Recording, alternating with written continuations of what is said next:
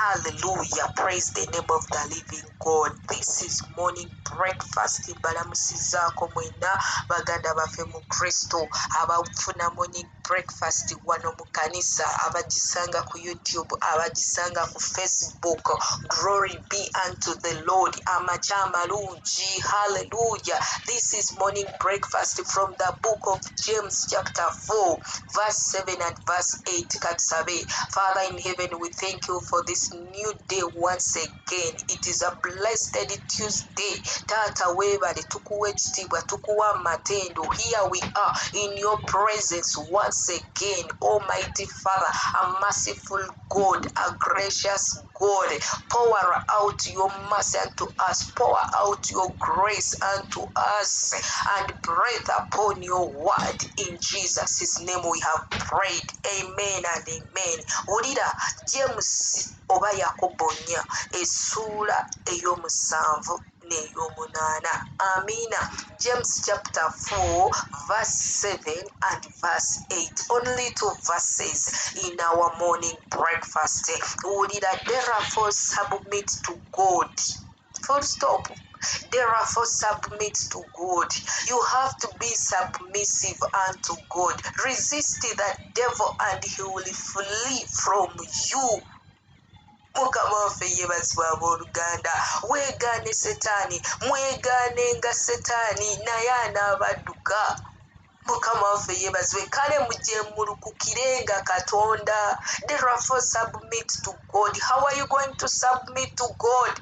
Hallelujah. In this church we have many programs. We have Bible study. Mukama waffe yeebazibwa abooluganda. We have praise and worship.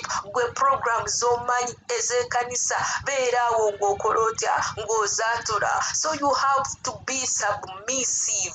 N'ogamba, hey God, I thank you. Musaawa eno saawa ya praise and worship. Ndina okutwalayo eddakiika 3 when I'm worshiping you, Jehovah God. When I'm praising you, Jehovah God. That is submissive. Hallelujah. Mulokola mpuliriza in this morning breakfast. Tolowooza nti eggulu lijja kwegula Katonda ayimirire akugambe mulokole gundi zuuno waneeno kati vunnama. Wano wennyini, wano we tuli online church. Wano you have to be submissive. Hey, you have to be submissive unto the word. When it is time for Bible study, my sister, my brother, siraba lwaki obeera online nodda ku bintu ebitaweesa Katonda kitiibwa oba n'obeera eyo ne weefuula bize. Mukama waffe yeebazibwe. That is not being submissive, but you have to be submissive unto the word of God. If we are sharing in Bible study, if we are sharing anything, oh my God, mu linnya lya Yesu Kristo Omunazaalesi, you have to be part of it. That is being submissive unto God. Mukama waffe yeebazibwe. Abalala emizimu gikyabalumba gikyabatulugunya lwa nsonga you're not resisting the devil. You have to resist the devil by being submissive unto the word of God. Mukama waffe yeebazibwe. Because definitely tosobola kubeera mu kusinza na kutendereza every day eddakiika 3 ng'ogaawudde. Tosobola kubeera ku kyoto. My goodness, intercession. Tosobola kubeera ku kyoto nga weegayirira ate omulabe n'abeera ng'akuzanyirako. Devil n'abeera ng'akuzanyirako. Nedda. Devil akuzanyirako because you're disobedient. Bagamba it is time for prayer, time for intercession. N'olaba omuntu seriously toli busy, toli ki, naye oli online olinga monitoring spirit. Yeah, ngambye ng'olinga monitoring spirit. You're just monitoring what is next, what are they doing. You're like you're not part of the ministry, yet you are a part of the ministry, but you're not being obedient. You're disobedient. You're not submissive. Chovolaba devil naye akwefunira n'akuzingako. Mukama waffe yeebazibwa abooluganda. You have to be submissive when it is time for prayer. Naawe gamba Mukama, nange ndi kusaba, mpa amaanyi agasaba.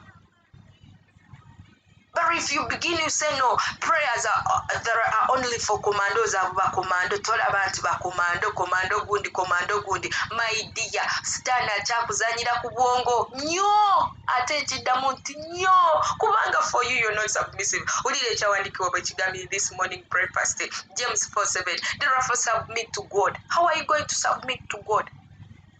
Kale ulire olw'omunaana, draw near to God and he will draw near to you. How are you going to draw near to God when you're not reading the word of God? We are here in Bible study. I'm going to talk about the keyword. Oh my God, Jesus Christ, give me a word. The key programs. Bible study. The word, preaching the gospel. Make sure at least oyayana oyina enjala n'ennyota ey'okuweereza Katonda every week ng'owanikanga omukono ogambe nti banayize mutekengayo every week. You're drawing near to God and he will draw near to you. Newankubadde oyina w'oseerera ng'omuntu wano Katonda wakugambira nti cleanse your hands you sinners and purify your hearts. You double-minded, even if you're double-minded, but the more you read your word, the more you read the word of God. Buli musembererenga Katonda.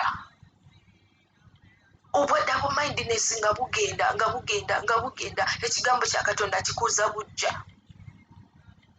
Amina. Draw near to God. Semberera ekigambo kya Katonda okisome. Ogambe Mukama mpa okwolesebwa n'okubiikulirwa okw'ekigambo kyo njagala nkutegeere. Naye olowooza n'otegeera Katonda gwe nga tosoma Bayibuli, banaye n'okusinzayo oluyimba olumu tosobola, banange n'okusaba yesa Jesus Christ of Nazareth gundi n'okusaba kale esaala ey'eddakiika 5 minutes tosobola. You cannot. I don't know. Are you too special for God? Until you cannot open your mouth to make a prayer or what? This is morning breakfast. Chaya yocha. Obuji bwocha leero. Mukama ffe yeebazibwe.